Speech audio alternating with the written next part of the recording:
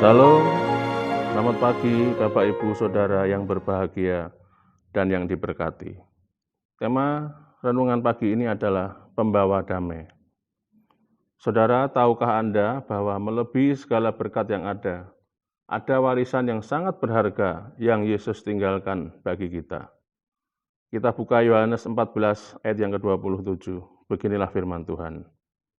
Damai sejahtera kutinggalkan bagimu, damai sejahteraku kuberikan kepadamu, dan apa yang kuberikan tidak seperti yang diberikan oleh dunia kepadamu. Janganlah gelisah dan gentar hatimu.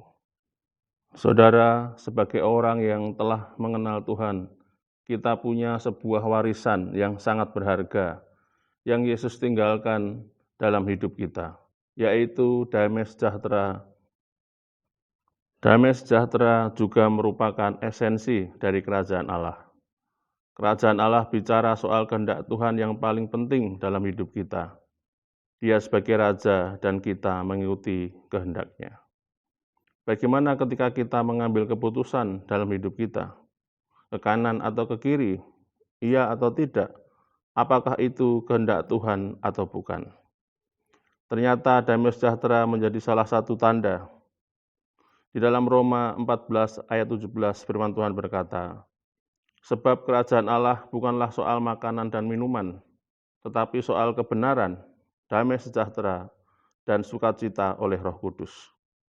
3 hal ini menjadi tanda ketika kita ingin membuat keputusan, apakah itu sesuai dengan kehendak Allah atau tidak.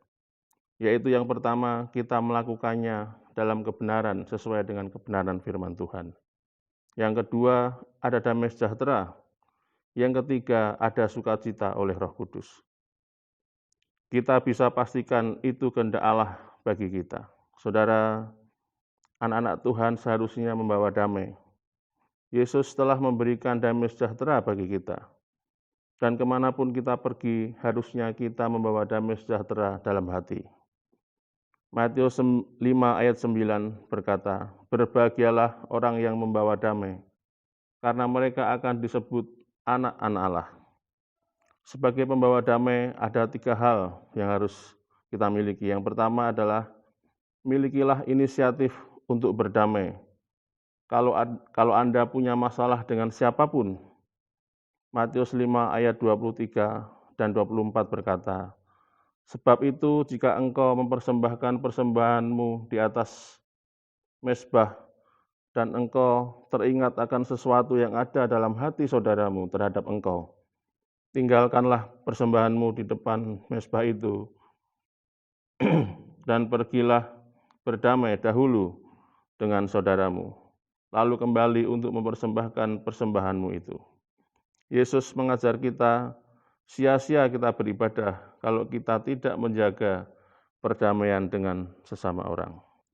Tahukah saudara, di akhir zaman ini tidak ada orang yang suka berdamai.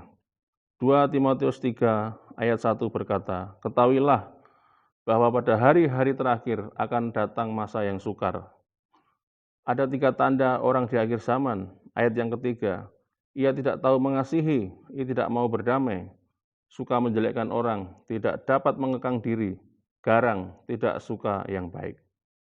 Kalau Anda pembawa damai sebagai anak-anak Tuhan, seharusnya bisa mengajak orang di sekitar Anda mau berdamai satu sama yang lain.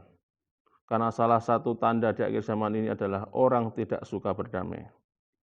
Amsal 10 ayat 12 berkata, kebencian menimbulkan pertengkaran, tetapi kasih menutupi segala pelanggaran. Jangan membenci sama orang, jangan simpan kepahitan dan luka hati. Ampuni musuh-musuh kita. Mari belajar mengampuni, jangan suka sakit hati. Kenapa orang bertengkar? Biasanya mereka mengingini sesuatu dari kita. Kalau kepentingannya tidak didapat, mereka mencari gara-gara dengan kita. Yakobus 4 ayat 2 berkata, kamu mengingini sesuatu, tetapi kamu tidak memperolehnya. Lalu kamu membunuh.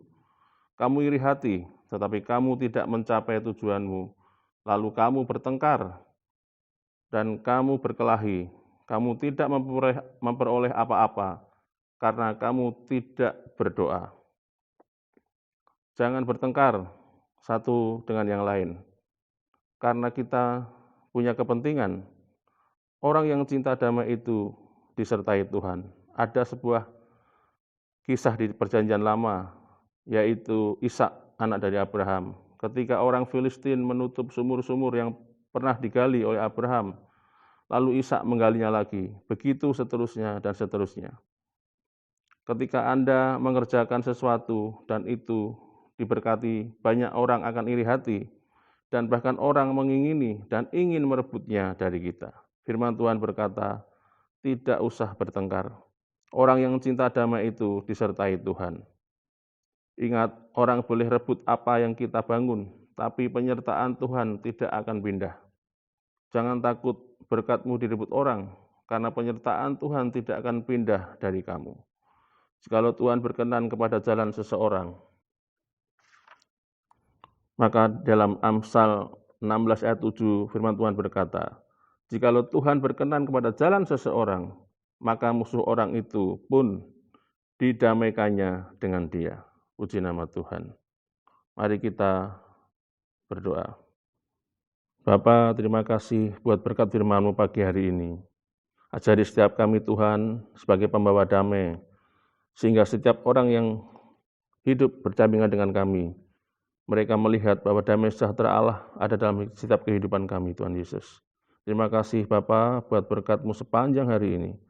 Terima kasih balas memberkati setiap tangan yang Tuhan pakai menjadi saluran berkat bagi gereja-Mu di tempat ini. Terima kasih Tuhan, balas memberkati mereka dengan berkat-berkat yang tidak terbatas daripada Allah Bapa, Allah Putra, dan Allah Roh Kudus, yaitu di dalam berkat nama Tuhan Yesus Kristus. Terima kasih Tuhan Yesus. Haleluya. Amin.